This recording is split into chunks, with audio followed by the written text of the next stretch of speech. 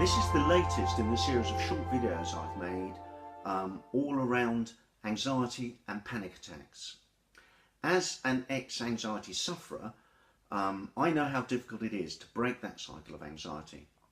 And this series of videos, I'm sure, will be extremely beneficial to others who are suffering from the same sort of challenges and difficulties that I myself have faced in the past.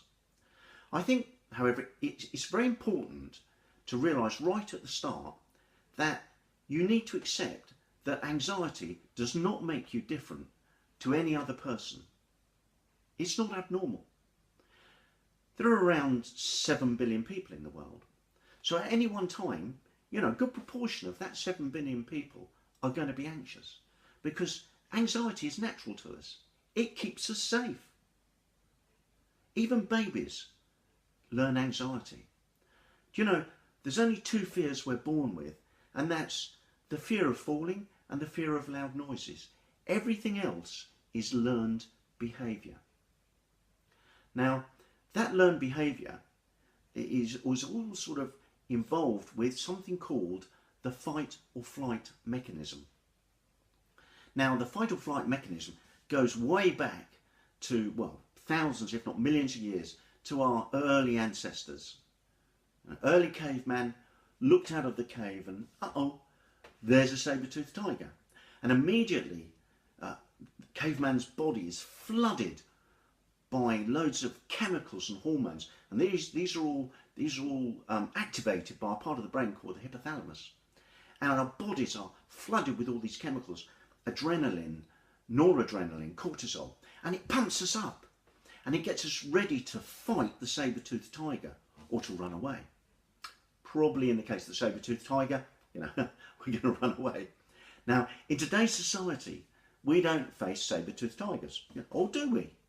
Because our saber-toothed tiger comes in all sorts of different shapes and forms. Our anxiety is all very often about the stresses and strains of everyday life. We worry about our jobs, if we're lucky enough to have one. We worry about paying our mortgage or our rent. We worry about our relationships. We're slaves to our mobile phones and our social networking sites. We live in a crowded, busy environment, which is extremely stressful. And then on top of that, of course, we've got our own personal major disasters: death, divorce, redundancy, and all of this builds up our anxiety levels, and it all activates our fight or flight mechanism. And it means that as an anxiety sufferer, you're never getting the chance to come down from that high level of chemical and hormone which is constantly flooding your body. And of course, we recognise those symptoms, don't we? We get anxious. It can make us feel dizzy, our mouths can go dry, our blood pressure goes up, heart beats faster, we can struggle for breath. It may be that it makes our hands and feet tingle. Our muscles cramp up, our stomach cramps up. And all of these symptoms we can be suffering, constantly suffering from, because our anxiety levels do not come down.